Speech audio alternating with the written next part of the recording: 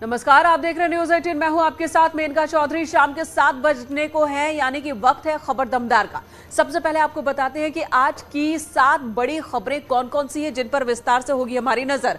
खबर नंबर 1, स्वामी और केशव देव मौर्य गधा पॉलिटिक्स दोनों के बीच जारी है, ये पहली खबर। दूसरी खबर है स्वामी की ओर से ओपी राजभर मैच्योर पॉलिटिक्स, मतलब इन दोनों के बीच मैच्योर पॉलिटिक्स को लेकर भी एक दूसरे पर हमला। और तीसरी खबर है कि कांवड़ पर सियासत, ओवैसी वर्सेस केशव। एक तरफ ओवैसी ने हमला किया है कि कांवड़ यात्रियों का स्वागत क्यों, तो ओवैसी ने केशव ने भी पलटवार किया। वहीं चौथी नंबर खबर क्या है, समाजवादी पार्टी का कड़ा फैसला, क्रॉस वोटिंग पर होगा एक्शन। पार्टी ने साफ कह दिया है कि जिन लोगों ने क्रॉस वोटिंग की थी राष्ट्रपति चुनाव में, उनके खिलाफ होगा कड़ा एक्शन। पांचवी खबर है बीजेपी का मिशन 2024, 3 दिनों का मंथन चल रहा, क्या निकलेगा ये भी हम इस पर भी चर्चा करेंगे, बात करेंगे। छठी खबर है ईडी पर सुप्रीम टिप्पणी, शक्ति पर मुहर लगी, यानी कि ईडी को जो शक्ति मिली है, खासकर वो शक्ति कम नहीं होगी, सुप्रीम कोर्ट ने कह दिया है। सातवीं बड़ी खबर है बेटियों ने मां को दिलाया इंसाफ, हत्यारे पिता को सजा दिलवाई। जी हां, बेटियों ने हत्यारे पिता को उम्र कैद की सजा दिलवाई है। ये 7 बड़ी खबरें हैं जिन पर निगाह होगी, एक एक कर ये खबर हम आपके सामने रखेंगे। बलरामपुर में बड़ा हादसा हुआ, सड़क किनारे तालाब में एक कार गिर गई और यहां पर भी यही बताया जा रहा है कि कार की रफ्तार ज्यादा थी, कार बेकाबू होकर सड़क किनारे तालाब में गिर गई। 5 लोग उस वक्त सवार थे और 5 के ही डूबने की आशंका जताई जा रही है। तालाब से एक शव निकाला गया है और कार भी निकाल ली गई है। कार सवार लोगों की तलाश अब भी जारी है। तालाब में डूबे कार सवार लोगों की तलाश इस वक्त गोताखोर कर रहे हैं। बेल्हा गांव के पास यह हादसा हुआ, ये लोग भी कहां से आ रहे थे, कौन है, किस गांव के हैं, अभी पुलिस इस बात का पता लगाने में जुटी है। कार बाहर निकाल ली गई है क्रेन की मदद से, तस्वीरें आपको हम दिखा रहे हैं। आज दोपहर ये दुर्घटना हुई जब रफ्तार के साथ ये कार जा रही थी और बेकाबू होकर तालाब में जा डूबी।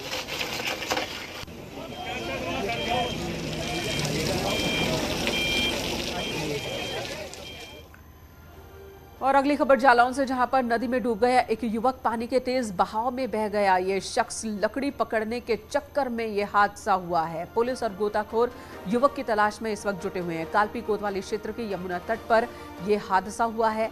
बताया जा रहा कि लकड़ी पकड़ने के चक्कर में तेज बहाव की चपेट में आ गया ये शख्स और फिर खुद को बचा नहीं पाया। फिलहाल इसकी तलाश चल रही है। तस्वीरें भी आपके सामने हैं, नदी में एक शख्स डूब गया है। हादसे की कई खबर इस वक्त आपके सामने, एक के बाद एक। ये जालौन से खबर, पुलिस और गोताखोर युवक की तलाश में जुटे हुए हैं।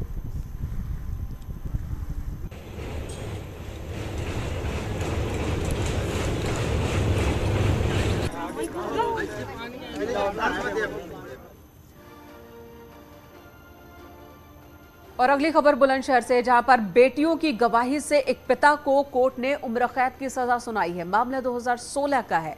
अनु बंसल और उसके पति और ससुराल वालों ने उसे जिंदा जला दिया था।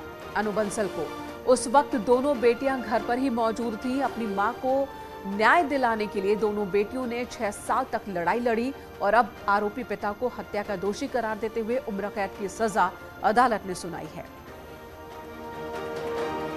मुख्यमंत्री से इंसाफ की गुहार भी लगाई थी। इन बेटियों ने अपने खून से इंसाफ की मांग करते हुए चिट्ठी मुख्यमंत्री को इन बेटियों ने लिखी थी। 2016 में ये घटना हुई थी। दोनों बच्चियां घर पर ही थीं। उन्हीं की मौजूदगी में बताया जाता है कि इनको मदर को जलाया गया। इन दोनों बेटियों ने एविडेंस दी, कोर्ट में भी एविडेंस दी। उसके बाद सर ये निर्णय हो गया। मनोज एंड अदर्स काफ़ी लोग उसमें एक्यूज थे। आफ्टर इन्वेस्टिगेशन उसमें 306 में आरोप पत्र लगा था, लेकिन बाद में चार्ज जो फ्रेम हुआ कोर्ट में 302 में चार्ज फ्रेम हुआ और एविडेंस हुई। उसके बाद मनोज को 302 में गिल्टी होल्ड किया और उम्र कैद की सजा व 20,000 रुपये जुर्माना। और अगली खबर वाराणसी से, जहां पर जीएसटी टीम पर हमला हुआ है। व्यापारियों ने हमला किया जीएसटी टीम पर। जीएसटी के अधिकारियों ने छापेमारी की थी। यहां पर मलदहिया क्षेत्र के लोहा मंडी का यह मामला। जीएसटी की टीम पहुंची थी छापेमारी के लिए, लेकिन व्यापारियों ने आक्रोश में आकर छापेमारी को फिलहाल रोकने की कोशिश की और जब अधिकारी नहीं माने तो अधिकारियों पर हमला कर दिया, जिसके बाद जीएसटी के अधिकारियों को अपनी जान बचाकर वहां से भागना पड़ा। छापेमारी की कार्रवाई को बीच में ही छोड़कर जीएसटी के अधिकारी अपनी जान बचाकर निकले। वाराणसी में जीएसटी टीम पर व्यापारियों ने हमला कर दिया। जीएसटी की टीम पहुंची थी यहां पर छापेमारी के लिए।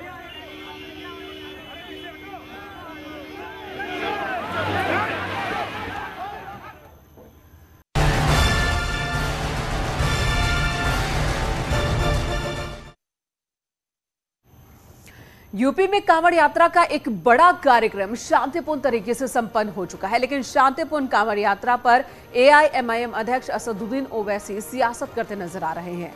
एक दो छिटपुट घटनाओं का जिक्र कर उन्होंने यूपी सरकार पर सवाल खड़े किए और राज्य सरकार पर मुसलमानों से भेदभाव का आरोप भी लगाया।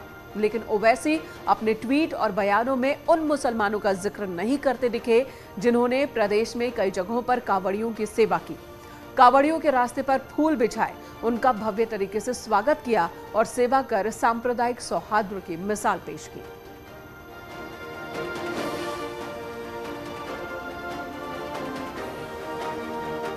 तो ये आम मुसलमान कांवड़ यात्रा के लिए आप टैक्स पेयर के पैसों से हेलीकॉप्टर से फूल बरसा रहे हैं। यूपी की भाजपा सरकार बहुत अच्छा है।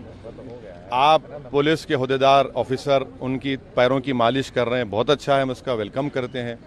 रास्ते में लोहार की दुकान है, गाजियाबाद में आपने लोहार की दुकान को बंद कर दिया, बहुत अच्छा है। मीरठ में पुलिस स्टेशन में एक मुसलमान ऑफिसर का नाम था, किसी ने ऑब्जेक्शन किया, आपने नाम हटवा दिया, बहुत अच्छा है। भाई यही तो रहमदिली दिखाइए ना, आप भेदभाव क्यों कर रहे हैं? भाई अगर कोई नमाज पढ़ता है चंद मिनट के लिए तो पब्लिक पॉलिसी डिस्टर्ब हो रही है, दंगा हो रहा है और क्रिमिनल इंटेंट है ही नहीं उसमें दंगा करने का। 295 153 लगाते आप, तो आप हमसे हम भाजपा की उत्तर सरकार से कह रहे हैं कि आप इक्वली ट्रीट करिए, डिस्क्रिमिनेशन मत करिए जो आप कर रहे हैं। और इसी पर डिप्टी सीएम केशव प्रसाद मौर्य ने जवाब दिया है। ओवैसी के आरोपों को उन्होंने सिरे से खारिज किया और उन्होंने कहा कि हमारा लक्ष्य सबका साथ, सबका विकास और सबका विश्वास है। देखिए, कांवड़ यात्रियों की सेवा हम करते हैं और करते रहेंगे। इस प्रकार के जहरीले ट्वीट से न सरकार की सेहत पे कोई असर पड़ता है, न उसमें बदलाव आएगा, न समाज के ऊपर इसका कोई असर पड़ता है। और ये एमआईएम के मुखिया जो आए दिन ये जहर उगलने का काम करते हैं, समाज को बांटने की कोशिश करते हैं, अपना वोट बैंक बढ़ाने के लिए इस प्रकार के बयान दे करके चर्चा में आने का असफल प्रयास करते हैं, इससे उनको बाज आना चाहिए। वो ये सवाल करें कि भारतीय जनता पार्टी की डबल इंजन की सरकार माननीय प्रधानमंत्री मोदी जी के नेतृत्व में, आदरणीय योगी जी के नेतृत्व में, क्या जब हम गरीब कल्याण की योजना प्रधानमंत्री आवास दे रहे थे तो हिंदू को दिए, मुसलमान को नहीं दिए क्या? हर घर नल से जल क्या हिंदू को दे रहे हैं, मुसलमान को नहीं दे रहे हैं क्या? गरीब कल्याण अन्न योजना का राशन हिंदू को दे रहे हैं, मुसलमान को नहीं दे रहे हैं क्या? हर गरीब के घर में बिजली लगाते समय हिंदू घर में लगा रहे हैं, मुस्लिम घर में नहीं लगा रहे हैं क्या? हमारी सरकार सबका साथ, सबका विकास, सबको सम्मान, सबको स्थान देने का काम करती है। इस प्रकार का जहर फैलाने वाले जो भी हैं, मैं उनसे, चाहे एमआईएम के मुखिया, उनसे पूछना चाहता हूँ, इस देश के, प्रदेश के गरीब मुसलमानों के बारे में उनके पास क्या सोच है? केवल जहर फैलाने के लिए बयान देते रहते हैं। भारतीय जनता पार्टी का स्पष्ट मानना है कि जो गरीब है वो हमारा है और उन गरीबों के लिए हम सरकार की योजनाओं का लाभ देंगे। और कोई भी तीर्थ स्थान है उसका हम विकास करते हैं तो उसके आधार पर धार्मिक पर्यटक आते हैं। अगर कांवड़ यात्रा चलती है तो उसमें लाखों करोड़ों लोग देश भर में निकलते हैं और उस पर इस प्रकार के सवाल उठाने वालों का मैं समझता हूं कि मानसिक संतुलन ही बिगड़ गया है। वह इस प्रकार का दृश्य देख नहीं पा रहे हैं, बर्दाश्त नहीं कर पा रहे हैं, लेकिन इस प्रकार के लोगों को महत्व नहीं देना चाहिए। चलिए, तो वार पलटवार। और अब बात कर लेते हैं समाजवादी पार्टी की, जिसने तैयारी कर ली है कि राष्ट्रपति चुनाव के दौरान जिसने भी क्रॉस वोटिंग की है उन पर एक्शन लिया जाएगा। पार्टी अब कमेटी बनाकर जांच करेगी और क्रॉस वोटिंग करने वालों पर सख्त एक्शन लिया जाएगा। नहीं, इस पर कोई अगर ऐसी स्थिति होगी तो पार्टी उसका मंथन करेगी, विचार करेगी, क्योंकि गोपनीय वोट पड़े थे और इसमें जरूर हम लोग इस चीज़ को आगे देखेंगे, विचार करेंगे और तथ्यों के आधार पर इसको देखा जाएगा कि अगर किसी ने क्रॉस वोटिंग किया है तो कौन है, उसको चिन्हित करने का काम करेंगे। कोई रिपोर्ट भी आपको बनाकर देना है सर? ऐसी भी खबरें आ रही हैं। अब देखिए वो हमारी पार्टी का इंटरनल विषय है और पार्टी में इस तरीके के काम चलते रहते हैं, इस पर हम कोई साझा नहीं कर सकते। अच्छा सर, और यहाँ ये बात जानना जरूरी है कि राष्ट्रपति चुनाव में एक पार्टी का कोई व्हिप नहीं होता है और कोई भी सांसद विधायक अपने मन से अपने फैसले ले सकता है कि उसे किसे वोट करना है। इधर केशव देव मौर्य के बयान पर समाजवादी पार्टी विधायक स्वामी प्रसाद मौर्य ने बयान दिया। उन्होंने कहा कि केशव देव मौर्य मेरे छोटे भाई जैसे हैं। क्रॉस वोटिंग को लेकर भी उन्होंने प्रतिक्रिया दी है कि केशव देव भी हमारे छोटे भाई जैसे ही है, इसलिए उनके किसी प्रश्न का जवाब मैं देना उचित नहीं समझता। इस विषय पर कोई चर्चा नहीं हुई, जब चर्चा होगी तो हम आपको अवश्य अवगत कराएंगे। और इसी बीच एसटीएफ जांच को लेकर समाजवादी पार्टी के विधायक स्वामी प्रसाद मौर्य ने कहा कि जांच के नाम पर उन्हें परेशान किया जा रहा है और उनकी छवि खराब करने की कोशिश हो रही है।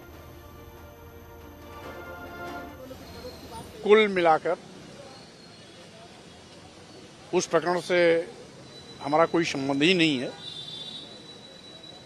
उसमें किसी का नाम बार बार इंगित करके कि पूर्व मंत्री स्वामी प्रसाद मौर्य का पीआरओ और निजी सचिव करके मेरी छवि को धूमिल करने की कुत्सित कोशिश की जा रही है, जबकि एसटीएफ स्वयं में एक सरकारी संस्था है। उसे मालूम होना चाहिए कि निजी सचिव सचिवालय प्रशासन का अधिकारी होता है और सचिवालय प्रशासन ही उसकी तैनाती करता है। इधर ओम प्रकाश राजभर ने स्वामी प्रसाद मौर्य पर पलटवार किया। अपरिपक्व बताने वाले बयान को लेकर उन्होंने कहा कि वो जहां लड़े पूरा जिला हार गए, हम जहां लड़े वहां पूरा जिला जीत गए। तय कर लीजिए कि कौन परिपक्व है और कौन अपरिपक्व।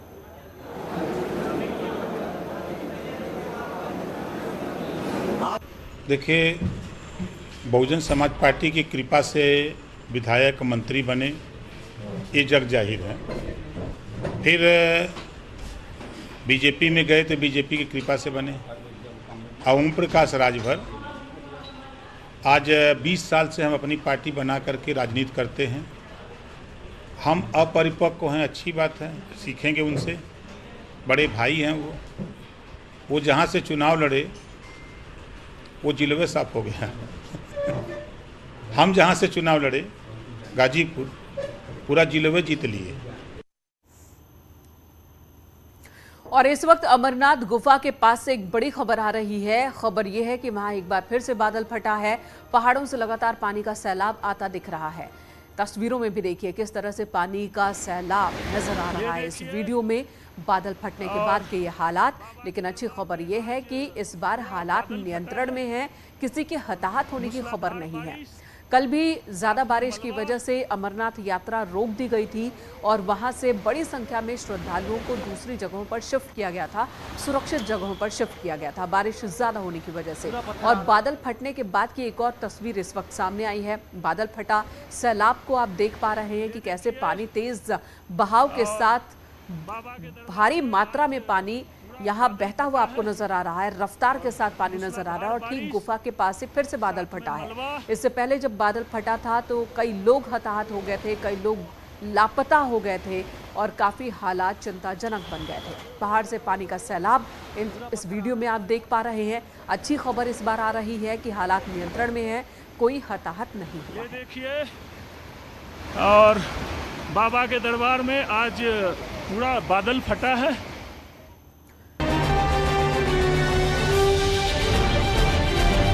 मुफ्त में खोट, कैसे मांगेंगे वोट? माले मुफ्त, राजनीति बेरहम, टैक्स पेयर्स की कमाई फ्री में क्यों लुटाई?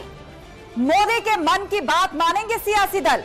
फ्री का प्रसाद बंद करो सरकार। महाबहस शाम 7:55 पर।